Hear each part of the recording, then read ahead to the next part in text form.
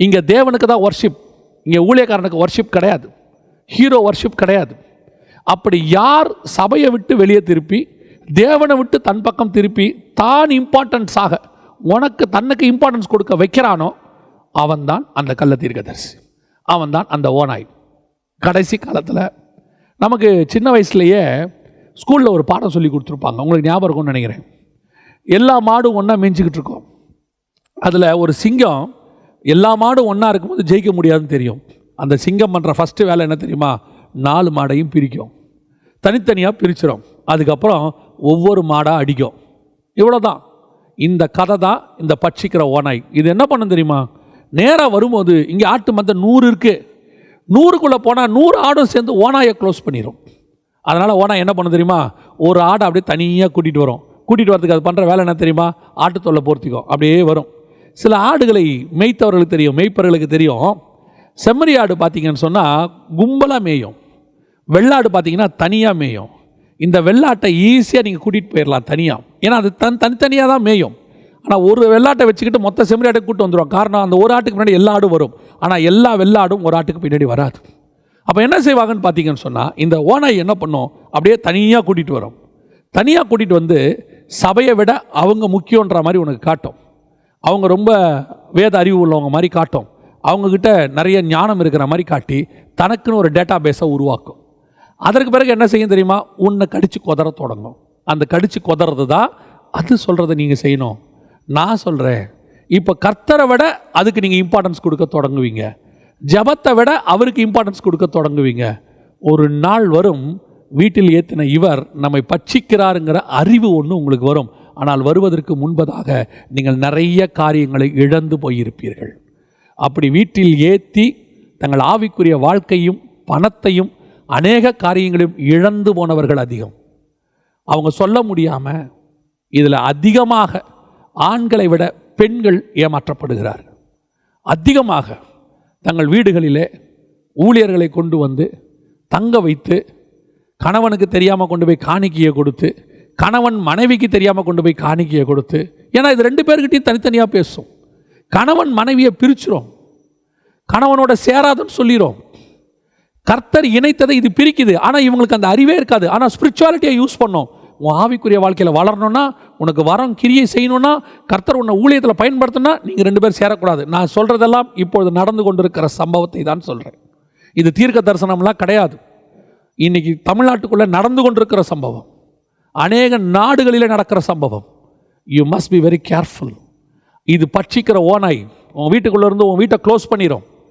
நான் சகோதரிமார்களுக்கு சொல்கிறேன், உன் கணவனுக்கு தெரியாத ஆவிக்குரிய வாழ்க்கை, ஆவிக்குரிய ஊழியர்களோட தொடர்பு என்பது ஒன்று கிடையவே கிடையாது. எதாக இருந்தாலும் உன் கணவன்கிட்ட சொல்லிடுங்க. கணவர்களுக்கு சொல்கிறேன், உன் ஆவிக்குரிய வாழ்க்கை வெளிப்படையாக இருக்கட்டும், உன் மனைவிக்கு தெரியட்டும், உன் மனைவியோடு கூட சேர்ந்து இருக்கட்டும். எப்போ உனக்கு தெரியாமல் அவங்களுக்கு தெரியாமல் நீனு அந்த நடுவில் இருக்கிற ஓனாய்க்கு தெரிஞ்சிருச்சோ 2 பேரையும் பச்சித்துரும், 2 பேருடைய ரத்தத்தையும் குடிச்சிரும். இன்றைக்கி நிறைய பேருடைய ஆடுகள் இப்படித்தான் காணாமல் போச்சு. காணாமல் போய் பல காரியங்களை இழந்து போய் இன்றைக்கி ஆடுகள் இன்றைக்கி மேய்ப்பன் இல்லாத ஆடுகளாக மந்தைகள் சிதறி போய் கடைசியில் ஆண்டவரை விட்டே போயிட்டாங்க. எனக்கு இந்த மாதிரி ஊழியர்களை விட எனக்கு ஆண்டவரே வேணாங்க, எனக்கு இந்த கிறிஸ்தவமே வேணாங்க அப்படின்னு சொல்லிட்டு இடறதற்கு ஏதுவான கல்லாய் மாறிப்போன எத்தனையோ ஓநாய்கள் இருக்கிறது. அன்பு விசுவாசிகளுக்கு நான் சொல்லுகிறேன், நீங்கள் வசனத்தை நேசிக்கிறவர் என்கிறபடினால சொல்லுகிறேன், சபையை விட்டு பிரிக்கிற எந்த ஊழியமும் ஊழியம் அல்ல. தேவனை விட்டு தன் பக்கம் திருப்புகிற எந்த ஊழியனும் ஊழியக்காரனும் ஊழியங்களும் ஊழியமும் அல்ல, அது ஊழியக்காரனும் அல்ல. உன்னை ஒரு இடத்துல ஆவிக்குரிய இடத்துல கொண்டு போய் சேர்த்து உங்கள் ஆவிக்குரிய வாழ்க்கைக்கு பிரயோஜனமாக இருக்கிற அதுதான் ஊழியம். ஒரு மெய்ப்பன் கையில் உன்னை ஒப்படைக்கணும். அவன் தான் தீர்க்கதரிசி, அவன் தான் எவாஞ்சலிஸ்ட். ஒரு மெய்ப்பன் கையில் ஒப்படைக்காமல் இந்த சபைக்கு போகணும்னு சொல்லாமல் தன் பக்கமே வச்சுக்கிட்டு நீங்கள் அங்கெல்லாம் போக வேண்டாம், நானே பார்த்துக்கிறேன்னு சொல்லி கடைசியில் அவனே பாஸ்டாக மாறிட்டான்னு வச்சுக்கோங்க. அது அதை விட மோசமான ஓனாய், அழைப்பில்லாத ஓனாய். அது அழைப்பில்லாத மெய்ப்பன் ஒரு நாள் உடைய நடுத்தருவில் விட்டுட்டு போயிடும். ரொம்ப கேர்ஃபுல்லாக இருந்து கொள்ளுங்கள். கடைசி காலத்தில் இப்படிப்பட்டவர்கள் எழும்பி இருக்கிறார்கள். அதனால தான் உங்களுக்கு எச்சரிப்பாக சொல்கிறேன், இவர்களை தெரிந்து கொள்வதற்கு உங்களுக்கு மிக முக்கியமாக இந்த பகுத்தறிகிற வரம் வேணும். அவனை கூப்பிடும் போதே தெரியணும், சபையை பிரிக்கிற மாதிரி சொல்கிறானா இவன் கண்டிப்பாக ஊழியனாக இருக்க முடியாது. ஒரு சபையில் பிரச்சனை இருக்குது, அந்த சபையில் இருக்க முடியல, எல்லா சபையிலையும் எல்லாராலும் ஒரு சிலருக்கு பிரச்சனை இருக்க தான் செய்யுது சபையில். அப்போ அவங்க என்ன சொல்கிறாங்க, இந்த சபையில் பிரச்சனை இருக்குது, உன்னை அடுத்த ஆவிக்குரிய சபையில் சேர்க்குறவன் தான் சரியான ஊழியக்காரன். அப்படியா, நீங்கள் ஒன்றும் கவலைப்படாதீங்க, உங்களுக்கு என்ன ஞாயிற்றுக்கிழமையான நாங்கள் பார்த்துக்குறோம், உங்களை நீங்கள் தொடர்பு கொள்ளுங்க அப்படின்னு தன் பக்கத்தை தக்க வச்சுக்கிறான் பாருங்க. ஒரு சபை இல்லாதவன் அவன் கண்டிப்பாக தேவனிடத்தில் வந்தவன் அல்ல. உன்னை பிரச்சனை இருக்குது, ஒரு போராட்டம் இருக்குது, சரி ஓகே, நீங்கள் என்ன செய்யுங்க, இன்னொரு சபைக்கு போங்க, பக்கத்தில் ஒரு ஆவிக்குரிய சபை இருக்குதா, நல்ல ஆவிக்குரிய சபை இருக்கா, இல்லை அவனுக்கு தெரிஞ்ச ஒரு நல்ல ஆவிக்குரிய சபை தான், இங்கே போங்க, இங்கே தொடர்ந்து போங்க, அந்த ஊழியக்காரருக்கு ஒரு ஃபோன் பண்ணி நீங்கள் இவரை பார்த்துக்கோங்க, இவங்க இந்த பிரச்சனையோடு வந்திருக்கிறாங்க. அதுதான் நல்ல மெய்ப்பனுக்கு, நல்ல ஊழியனுக்கு அழகு. அவன்தான் மந்தையை காக்கிறவன். மற்றவங்க தன் பக்கம் இழுப்பி வச்சுக்கிறானே, அது மந்தையை தப்ப விடாத ஓனாய். இந்த விஷயத்தில் நீங்கள் ரொம்ப கேர்ஃபுல்லாக இருக்கணும். கடைசியாக ஒரு காரியத்தை நான் சொல்லிவிட்டு முடிக்க விரும்புகிறேன். 1 பேதுருவின் புஸ்தகம் 5ஆம் அதிகாரம் 8வது வசனம், தெளிந்த புத்தி உள்ளவர்களாய் இருங்கள், விழித்திருங்கள், ஏனெனில் உங்கள் எதிராளியாகிய பிசாசானவன் கர்ஜிக்கிற சிங்கம் போல் எவனை விழுங்கலாமோ என்று வகை தேடி சுற்றி திரிகிறான். இது எல்லாருக்கும் தெரிஞ்ச நல்ல ஒரு வசனம். எல்லாருக்கும் இந்த வசனம் நல்லா தெரியும். என்னது அப்படின்னு கேட்டிங்கன்னா, எதிராளியானவன் பிசாசானவன் கர்ஜிக்கிற சிங்கம் போல. இந்த வார்த்தை நம்ம எல்லாருக்கும் தெரியும். சிங்கம் போல சிங்கம் போல அப்படின்னு நம்ம சாதாரணமாக அந்த வசனத்தை சொல்லிட்டோம். முதல்ல வந்தது ஃபஸ்ட்டு எப்படி இருந்துச்சு, நீங்கள் முதல்ல வந்ததை பாருங்கள், பார்க்குறதுக்கு ஆட்டுக்குட்டி மாதிரி இருந்துச்சு, உள்ள வலு சர்ப்பம். ரெண்டாவது பார்க்குறதுக்கு ஆட்டு தோல் போத்தி இருந்துச்சு, உள்ள ஓனாய். இது கள்ள தீர்க்கதரிசி. இது ரெண்டாவது விசுவாசிகளுக்கு. முதல்ல உள்ளது ஊழியக்காரனுக்கு. இப்போ இருக்கிறது யாருக்கு தெரியுமா, எல்லா ஆவிக்குரியவங்களுக்கும். எல்லா ஆவிக்குரியவங்களுக்கும் நீங்கள் தெரிஞ்சுக்கணும், தெளிந்த புத்தி உள்ளவர்களாக இருங்கள். ஏன் இங்கே பிசாசு எப்படி இருக்கிறான்னா, பிசாசா வரல, அவன் நேரடியாக பிசாசா வரல. அவன் எப்படி வரான் தெரியுமா, சிங்கம் போல். சிங்கம் போல்னா என்னங்க அர்த்தம் அப்படின்னா, உண்மையால் சிங்கம் யாருன்னா இயேசு, யூதராஜ சிங்கம். வெளிப்படுத்தின விசேஷம் 5ஆம் அதிகாரம் 5ஆம் வசனத்தில் பாருங்கள், யூதா கோத்திரத்து சிங்கமும் தாவீதின் வேறுமானவர் வருகிறார். அவர் தான் ஒரிஜினல் சிங்கம். அவர் சிங்கம் போல வரல, யூதா கோத்திரத்து சிங்கம், அவர் தான் ரியல். ஆனால் இப்போ இருக்கிறது யாரு, சிங்கம் போல. இது ரெண்டுத்துக்கும் என்னங்க டிஃப்ரென்ஸ், சிங்கத்துக்கும் சிங்கம் போல என்ன டிஃப்ரென்ஸ் அப்படின்னு கேட்டிங்கன்னா, இவன் எவனை விழுங்கலாமோ என்று வகை தேடி சுற்றி திரிகிற சிங்கம். அதே வேளையில் இயேசு கிறிஸ்து அடிக்கப்பட்ட வண்ணமாக இருக்கிற ஆட்டுக்குட்டி, ஆனால் யூதா கோத்திரத்து சிங்கம். ஃபஸ்ட்டு நம்ம என்ன பார்த்தோம், ஆட்டுத்தோல் போர்த்திய ஓனாய், ஆட்டை போல இருக்கிற சர்ப்பம். ஆனால் இங்கே அடிக்கப்பட்ட வண்ணமாக இருக்கிற ஆட்டுக்குட்டி, ஆனால் யூதா. அதோட அர்த்தம் என்ன, இவர் மற்றவனுக்காக பலியாகிறவர், ஆனால் அவன் எவனை விழுங்கலாமோ என்று வகை தேடி சுற்றி திரிகிறவர், எவரை பலியாக்கலான்னு வெயிட் பண்ணுறவன். இன்றைக்கி கடைசி காலத்தில் இந்த எவனை விழுங்கலாமோ என்று பிசாசு வகை தேடி சுற்றி திரியுது. இது விசுவாசிக்கு தெரிய மாட்டேங்குது. உங்கள் பக்கத்துலேயே இந்த சிங்கமும் சிங்கம் போல உள்ளதும் இருக்கும், ரெண்டும் இருக்கும். இந்த ரெண்டும் உங்கள் பக்கத்தில் அப்படியே அங்கங்கே நின்றுக்கிட்டே இருக்கும். உங்கள் பக்கத்தில் ஒரு பக்கம் ஆண்டவர் நிற்கிறார், எதுக்காக, உங்களை எப்படியாவது காப்பாற்றுறதுக்காக. இன்னொரு பக்கம் பிசாசு நிற்கிறான், எதுக்காக, உங்களை விழுங்கிறதுக்காக. இந்த ரெண்டு பேருக்கும் உள்ள டிஃப்ரென்ஸ் என்ன, இந்த ரெண்டு பேருக்கும் உள்ளதான முக்கியத்துவம் என்ன அப்படின்னு சொல்லி நான் உங்களுக்கு வேதத்தில் உள்ளதான ஒரு சம்பவத்திலிருந்து விளக்கினா உங்களுக்கு பிரயோஜனமாக இருக்கும்னு நான் நினைக்கிறேன்.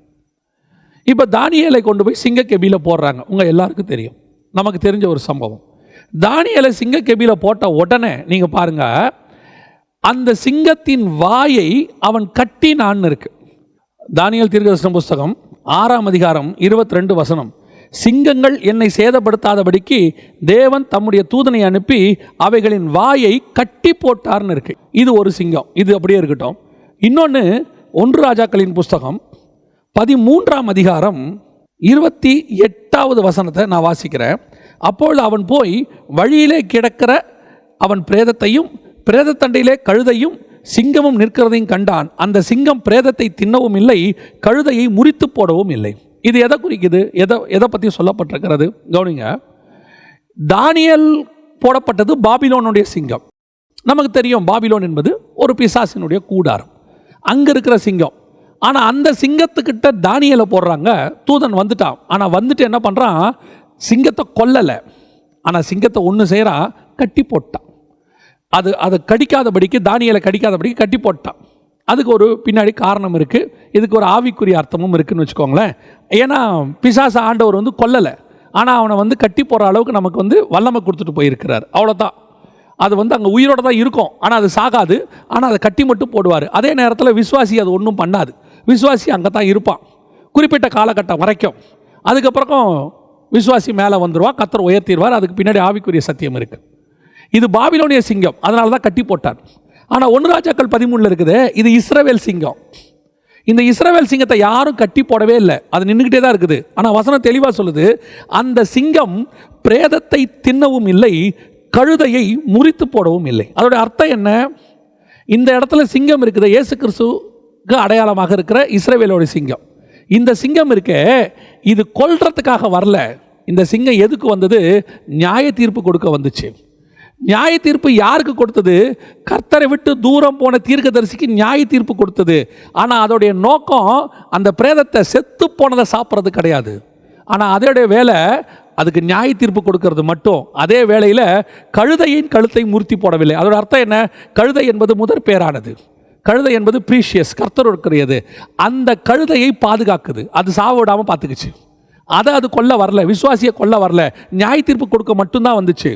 அந்த நியாய தீர்ப்புக்கு ஏதுவானவன் செத்து போனான், ஆனால் அதை சாப்பிட வரல. அதே நேரத்தில் பாபிலோன் சிங்கம் இருக்குது, அது எவனாக இருந்தாலும் சாப்பிடும். தானியேலுக்கு பதிலாக எவனை தூக்கி போட்டாலும் எவனை விழுங்கலாமோ என்று வகை தேடுகிற சிங்கம் அடுத்து ஒருத்தனை தூக்கி போகிறாங்க, உடனே போய் வீட்டு சாப்பிடுது. இப்போ வாயை கட்டாமல் இருந்தால் தானியேலையும் சாப்பிடும். இதான் பிசாசுக்கும் இயேசுக்கும் உள்ள வித்தியாசம். இன்னைக்கு சபைகளில் இந்த 2 விதமான சிங்கம் இருக்கு. ஒன்று எல்லாரையும் பட்சித்து கடித்து கொதறுகிற சிங்கம், இன்னொன்று நியாய தீர்ப்புக்கென்று கடினமாய் பேசுகிற சிங்கம்.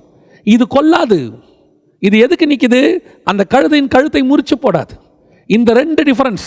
நீ கர்த்தருடைய சிங்கமா, நீ யூதா கோத்திரத்து சிங்கத்தினுடைய பிள்ளை, சிங்கக்குட்டியான்னு உனக்கு தெரியணும். இல்லை பிசாசினுடைய ஆவியை உடையவனா? இன்னைக்கு சபைகளில், ஆவிக்குரிய வாழ்க்கையில், குடும்பத்தில் கூட இருக்கிறவனை கொல்ற அளவுக்கு, பட்சித்து போடுற அளவுக்கு சில சிங்கம் இருக்கு, பிசாசினுடைய சிங்கம் இருக்கு. இது பண்ற வேலை எப்படி இருக்கும் தெரியுமா? அடுத்தவனை சாகடிக்கிறது. இது வந்து நான் சொல்றது கொல்றது இல்லை, பேச்சிலேயே சாவடிக்கும். அது கூட நிற்கவே முடியாது உங்களால். சில நேரத்தில் கர்த்தர் தானியேலை தூக்கி அது பக்கத்தில் போடுறார், ஆனால் ஒன்று செய்கிறார், வாயை மட்டும் கட்டி போடுறார். ஆனால் உண்மையான ஒரு ஊழியக்காரன் சபையில் பேசும்போது எல்லாரும் சாகணும்னு பேச மாட்டான், ஆனால் கடினமாக தான் பேசுவான். ஆனால் அந்த கடினத்துக்கு பின்னாடி ஒரு அன்பு இருக்கும்.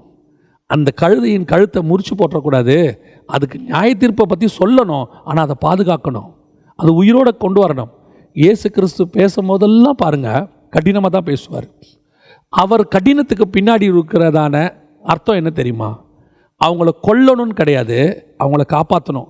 எப்படியாவது அவனை காப்பாற்றணும், கடினமாக பேசியாவது அதை காப்பாற்றணும்.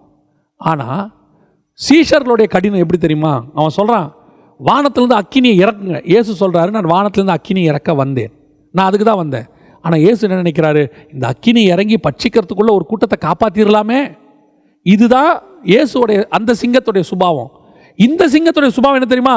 வானத்திலேருந்து அக்கினி இறங்கி பட்சித்து போடும். கர்த்தர் உன் வாயில வல்லமையை கொடுத்துருக்கிறார். எதுக்கு? ஆத்மாவை காப்பாற்றுறதுக்கு. உன் வாயிலிருந்து வர வார்த்தை அவனை கொல்லக்கூடாது, அவனை சாகடிக்கக்கூடாது. குறிப்பாக சொல்லுவேன், ஆண்டவர் அதிகமாக இடைபடுகிற மிக முக்கியமான விஷயம், உன் வாயிலிருந்து சாபமான வார்த்தைகள் ஒன்றும் புறப்படாது இருப்பதாக. அப்போஸ்தலனாகிய பேதுருவுக்கு பாருங்க, பேசிக்கிட்டே இருக்கும்போது அந்த அம்மா கேட்குது, நீ அந்த கலிலேயன் கூட இருந்தவன் தானே, இயேசு கூட இருந்தவன் தானே, உன் பேச்சு காட்டுகிறது. அதே வேளையில் அவன் சபிக்க தொடங்கும் போது அந்த அம்மா போயிடுச்சு. காரணம், இந்த வார்த்தை இந்த சிங்கத்தின் வாயிலிருந்து வராது. இது ஆசீர்வதிக்கிற சிங்கம். இது கடினமாக தான் ஆனால் பேசும், முகதாட்சணியம் இல்லாமல் பேசும், கடினமாய் பேசும். ஆனால் கடினமாய் பேசினா கூட அதோடைய நோக்கம் என்ன தெரியுமா? அந்த ஆத்மாவை மீட்டெடுப்பது.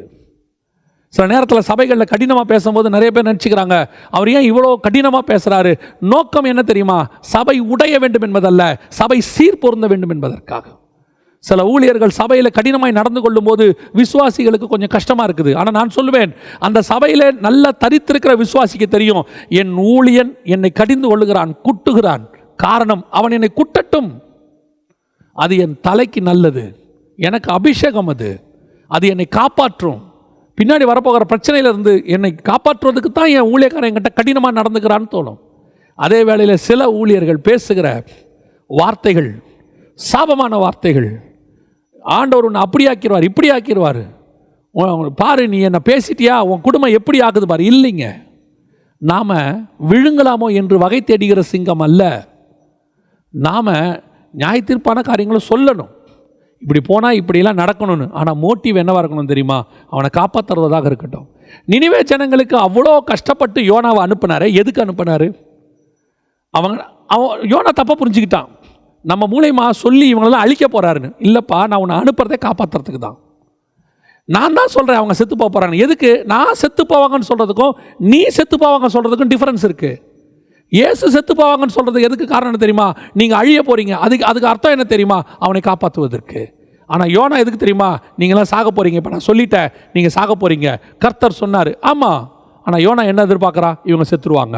ஆனால் கர்த்தர் என்ன எதிர்பார்க்குறாரு? இவங்க மீட்கப்படுவாங்க. டிஃபரன்ஸ். ரெண்டு சிங்கத்துக்கும் உள்ள டிஃபரன்ஸ். பிசாசு எப்போவுமே உன்னை கொல்லவும் அழிக்கவும் தான் வருவான். இந்த ஆவியை பகுத்தறிகிறதா உங்கள்கிட்ட இருக்கணும். உங்கள்கிட்ட வரவன் உன் ஆவிக்குரிய வாழ்க்கைக்கு கடினமாக பேசுகிறானா, உன் ஆவிக்குரிய வாழ்க்கைக்கு வளர்ச்சிக்காக பேசுகிறானா? சிலர் தேன் தடவன மாதிரி பேசுவாங்க, ஆனால் விழுங்குவாங்க, உன் ஆவிக்குரிய வாழ்க்கையை காணாமல் பண்ணிடுவாங்க. பல நேரத்தில் நீங்கள் சிங்கத்தை விட யாரை நம்புறீங்க தெரியுமா? வாய் கட்டப்பட்ட அப்படி அமைதியாக இருக்க சிங்கம். நீங்கள் நினைப்பீங்க, பாரு அந்த சிங்கம் எவ்வளோ நல்லா இருக்குது. இல்லை, அதை வாய் கட்டி போட்டிருக்கார் ஆண்டவர், திறந்துச்சு ஒன்று முழுங்கிடும்.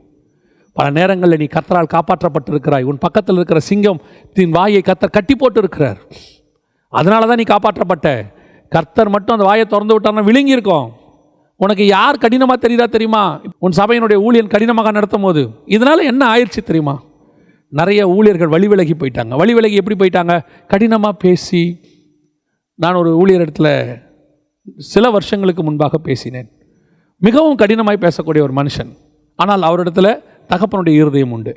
அவர் கடினமாய் பேசின நாட்களில் ஒருத்தர் கூட அவரை விட்டு போகவே இல்லை. அவர் சபையிலிருந்து தரித்திருந்தார்கள். அந்த கடினத்தை அவர்கள் ஏற்றுக்கொண்டார்கள். பேசும்போது சொல்லுவாங்க, பாஸ்டர் ரொம்ப கோவப்படுறாரு அப்படிம்பாங்க. ஆனால் அந்த ஆவியில் அவர்கள் உணர்வார்கள், அவர் கோவப்படுறது நல்லது தான், பின்ன இந்த சபைக்கு இப்படி இருந்தால் தான் முடியும், இல்லைனா இவங்கெல்லாம் மோசமானவங்க, ஜனங்க பேசிக்கிட்டு போகிறத நாங்கள் கேட்டிருக்கிறோம். ஆனால் சில வருஷங்கள் கழித்து அதே ஊழியரோடு கூட பேசும்போது அவர் சொன்னார், நான் கடினமாக பேசுறதை நிறுத்திட்டேன் தம்பி அப்படின்னார். நான் கேட்டேன், ஏங்க நிறுத்திட்டீங்க? நாங்கள்லாம் இன்றைக்கி இப்படி பேசுகிறதுக்கு நீங்கள் தான் காரணம். நாங்கள் தான் சத்தியத்தில் வைராகியமாக வரத்துக்கு உங்களெல்லாம் பார்த்து தான் நாங்கள் வந்தோம், ஏன் நிறுத்திட்டீங்க? அப்போ அவர் சொன்னார், ஜனங்க அப்படி பேசும்போது பிரிஞ்சு போயிடுறாங்கப்பா, அவங்க கடினமாக பேசும்போது அவங்க சத்தியத்தில் நிற்க மாட்டேங்கிறாங்க. எதுக்கு? அப்போ அவருக்கு ஜனங்களுடைய ஆத்மாவை விட தன் சபையில் நிறைய ஜனங்கள் இருக்கணுங்கிற ஆசை வந்துருச்சு. ஆத்மா மேலே ஆசை இருக்கிறவன் க்ரௌடு மேலே ஆசைப்பட மாட்டான். 10 இருந்தாலும் 10 பரலோகத்துக்கு போங்கய்யா, என்கிட்ட 25 இருந்தாலும் 25 பரலோகத்துக்கு போகும். என்கிட்ட கொடுக்கப்பட்ட பொறுப்பு எத்தனை ஆத்மா உங்கள்கிட்ட இருக்குன்னு ஆண்டவர் கேட்கவே மாட்டார், எவ்வளோ பரலோகத்துக்கு கூட்டிகிட்டு வந்தேன்னு தான் கேட்பார். அப்போ நான் யார்? நான் கடிப்பேன், ஆனால் காயப்படாது. நான் கடிந்து கொண்டு பேசுவேன், காயப்படாது, அது மீட்கப்படும். சில நேரங்களில் பூனை தன்னுடைய குட்டியை தூக்கிட்டு வரதை நீங்கள் பார்த்துருப்பீங்க. வாயில் கவ்விக்கிட்டு வரும், ஆனால் பூனை குட்டி கத்தவே கத்தாது தெரியுமா? பல்லில் தான் கடிச்சு தூக்கிட்டு வரும், ஆனால் கத்தாது. காரணம் என்ன தெரியுமா? அந்த பூனை கடிக்கிற அந்த அளவு அந்த பூனைக்கு தெரியும், இதுக்கு மேலே கடித்தா தான் என் குட்டிக்கு வலிக்கும், ஆனால் நான் கடிக்கிறது அதை காப்பாற்றி இன்னொரு இடத்துக்கு தூக்கிட்டு போய்கிட்டு இருக்கிறேன். இந்த இடத்துல இருந்தால் இந்த குட்டியை எறும்போ வேறு ஏதோ கடிச்சு கொண்டுடும், அதுக்கு பதிலாக சேஃபான இடத்துக்கு தூக்கிட்டு போகிறேன். அப்போ நான் கடிச்சு தூக்கிட்டு போகிறது என் குட்டிக்கு தெரியும், தாய் என்னை காப்பாற்றுறதுக்கு கூட்டிகிட்டு போகிறா, அவள் என்னை கொல்ல கூட்டிகிட்டு போகல, எங்கள் அம்மா கடிக்கிற அந்த கடியிலே எனக்கு தெரியுது அவள் என்னை காப்பாற்ற கூட்டிகிட்டு போகிறான்னு சொல்லி. அதே நேரத்தில் ஒரு நாய் வந்து பூனையை கடிக்கும் போது அந்த பூனைக்கு தெரியும், இவன் என்னை கொல்ல பார்க்குறான், இந்த நாய் என்னை கொல்றதுக்காக தான் கடிக்க வந்திருக்குது. இப்போ என் தாய் கவுன கவுக்கும் நாய் கவுன கவுக்கும் டிஃப்ரென்ஸ் இருக்குது. அதுதான் உண்மைப்பன் உன்னை கடிந்து கொள்வதற்கும் ஒரு சிலர் வந்து உன்னை கடிந்து கொள்வதற்கும் உள்ளதான வித்தியாசம். சிலர் சபையை தூர்த்து போடும்படி கடிந்து கொள்ளுகிறார்கள், சிலர் சபையை கட்டும்படி கடிந்து கொள்ளுகிறார்கள். 2 சிங்கமும் இருக்கு, ஒன்று சிங்கம், இன்னொன்று சிங்கம் போல. நிறைய பேர் அப்படி இருக்கிறாங்க. இந்த 2 பேரை புரிஞ்சிக்கிற அளவு உனக்கு இருக்கணும். அதுதான் ஆவியை பகுத்தறிகிற வரம். 2 பார்க்கறதுக்கு சிங்கம் மாதிரி தான் இருக்கும். பாருங்க, இப்போ இயேசு யூதா கோத்திரத்து சிங்கம் வராரு, ஆனால் அடிக்கப்பட்ட ஆட்டுக்குட்டி மாதிரி இருக்கிறாரு. ஆனால் அவன் வரான் எப்படி இருக்கிறான்? ஆட்டுக்குட்டி மாதிரி இருக்கிறான், உள்ள சர்ப்பம். இந்த பகுத்தறிகிற வரம் இருந்தால் மட்டும்தான் கடைசி காலத்தில் நீயும் சரி, உன் குடும்பமும் சரி, உன் சபையும் சரி பாதுகாக்கப்படுவீர்கள். இல்லை என்று சொன்னால் சிங்கம் உங்களை பட்சித்து போடும். உன் வீட்டுக்குள்ள பைபிளோட நுழையிற எல்லாருமே சிங்கம் அல்ல, சிங்கம் போல கொஞ்சம் பேர் இருப்பாங்க. நல்லா பேசுவாங்க, உனக்கு ஆறுதலாக இருக்கும். ஆனால் ஒரு நாள் உன்னை கடிக்கிறவர்களாய் மாறுவார்கள். ஆனால் ஒரு சிலர் உன் காணிக்கைக்காகவோ நீ கொடுக்கிறதான சில பரிசுகளுக்காகவோ பேச மாட்டாங்க. உள்ளது உள்ளது, இதுதான் சத்தியம். யார் பண்ணாலும் இதுதான் சத்தியம். பணக்காரனுக்கும் ஏழைக்கும் ஒரே சத்தியம்தான். என் சபைக்குள்ளே உட்காந்துருக்கிற கூலி தொழிலாளிக்கும் பெரிய முதலாளிக்கும் ஒரே சத்தியம்தான். என் சபைக்குள்ளே உட்காந்துருக்கிற பணக்காரனுக்கும் ஏழைக்கும் ஒரே சத்தியம்தான். என் சபைக்குள்ளே உட்காந்துருக்கிற படித்தவனுக்கும் படிக்காதவனுக்கும் ஒரே சத்தியம்தான். படித்தவனை பார்த்தா என் வார்த்தை அப்படி மைல்டாக மாறுது, படிக்காதவனை பார்த்தா கோபம் வருதுன்னா நான் சிங்கம் போல மாறிக்கிட்டு இருக்கேன்னு அர்த்தம். சிங்கம் இல்லை, பிசாசு மாதிரி மாறிக்கிட்டு இருக்கேன்னு அர்த்தம். பணக்காரனை பார்த்த உடனே என் வாய்ஸில் ஒரு சாஃப்ட்னஸ் வருது, என் முதுகு கொஞ்சம் குனிய தொடங்குது, என் கரம் கொஞ்சம் தாழ தொடங்குது, என் கண்கள் கொஞ்சம் பணிய தொடங்குதுன்னா நீ சிங்கம் போல மாறிக்கிட்டு இருக்க, பிசாசை மாதிரி மாறிக்கிட்டு இருக்கேன்னு அர்த்தம். உன் பார்வை ஆகாப்பா பார்த்தாலும் அப்படி தான் இருக்கணும், பாகால் தீர்க்கதரிசியை பார்த்தாலும் அப்படி தான் இருக்கணும். நீ சாரிபாத் விதவின் வீட்டுக்கு போனாலும் சரி, எலியாவின் பார்வை ஒரே பார்வை தான், மாற்றுக்கருத்து கிடையாது. ஆகாப்பை பார்த்த உடனே வேற மாதிரி பார்வை. சாரிபாத் அந்த அம்மா வீட்டில் ஒரே ஒரு அப்பம் தான் இருக்குது, ஒன்றும் இல்லாத வீட்டுக்குள்ளே ஆண்டவர் அனுப்பிட்டாரு. ஒன்றுமே இல்லையா உன் வீட்டில்னு கேட்கக்கூடிய ஏளனமான வார்த்தை கிடையாது.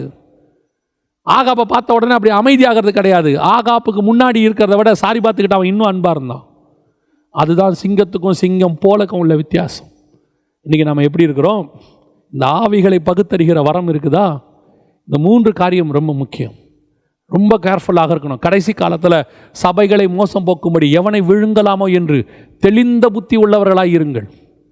சபை கடைசி காலத்தில் எடுத்துக்கொள்ளப்படுகிற இடத்துக்கு வந்துருச்சு, ரொம்ப கிட்ட நெருங்கிருச்சு. இப்போ தான் சபைக்கு அதிக போராட்டம் இருக்கும். உங்களுக்கு தெரியும்னு நினைக்கிறேன். கடைசியாக மேட்ச் முடியும் போது பரபரப்பு அதிகமாக இருக்கும். யார் ஜெயிக்கணும்னு விட்டு கொடுக்காம போராடுவாங்க. கடைசி ரவுண்டு பாக்ஸிங் பார்த்தீங்கன்னா அனல் பறக்கும் பாருங்க. காரணம் அந்த ஒரு நிமிஷம் கூட ரொம்ப இம்பார்ட்டன்ட். பிசாசுக்கு தெரியும் கொஞ்ச காலமே இருக்குன்னு, அதை விட நமக்கு தெரியணும் கொஞ்ச காலமே இருக்கு. நமக்கு வாடாத ஜீவ கிரீடம் வந்துக்கிட்டு இருக்குது. நரகத்துக்கு போகிறவனே இவ்வளவு ஆக்டிவாக வேலை பார்க்கும் போது நம்ம இன்னும் ஆக்டிவாக வேலை பார்க்கணும்.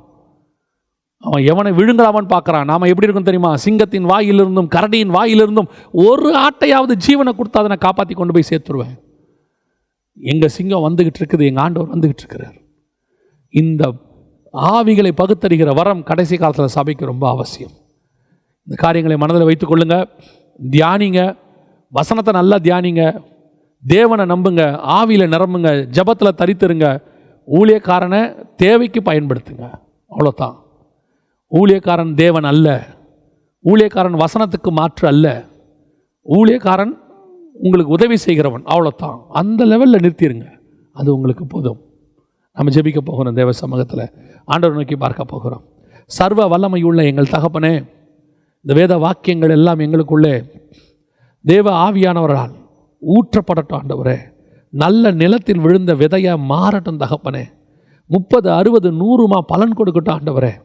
எங்களுடைய ஆடுகளில் ஒன்று கூட ஓநாய்கள் கையிலே சிக்கி விடாதபடிக்கு, எங்கள் ஆடுகளில் ஒன்று கூட சிங்கத்தின் போல இருக்கிற பிசாசின் கையில் சிக்கி விடாதபடிக்கு, எங்கள் ஆடுகள் ஒன்று கூட சர்ப்பத்தின் கையில் சிக்கி விடாதபடிக்கு கர்த்தர் வேலி அடைத்து பாதுகாத்துக் கொள்வீராக. எங்களுக்கு கொடுக்கப்பட்ட இந்த ஆடுகளை, ஊழியத்தை முற்றுமுடிய உண்மையும் உத்தமமாய் செய்து முடிவு பரியந்தம் உங்களுடைய சமூகத்தில் வந்து நிற்க எங்களுக்கு கிருபை பாராட்டும். எங்கள் விசுவாசிகளுக்காய் நாங்கள் செபிக்கிறோம்.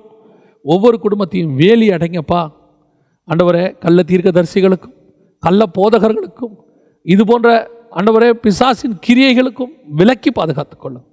நீங்கள் தான்ப்பா காவல் காக்கிறவர், நீங்கள் தான் அவங்கள பாதுகாத்து கொள்ள முடியும். எங்கள் ஆண்டவர் இயேசுவின் நாமத்தில் ஒப்பு கொடுத்து ஜெபிக்கிறோம் எங்கள் ஜீவனுள்ள நல்ல பிதாவே.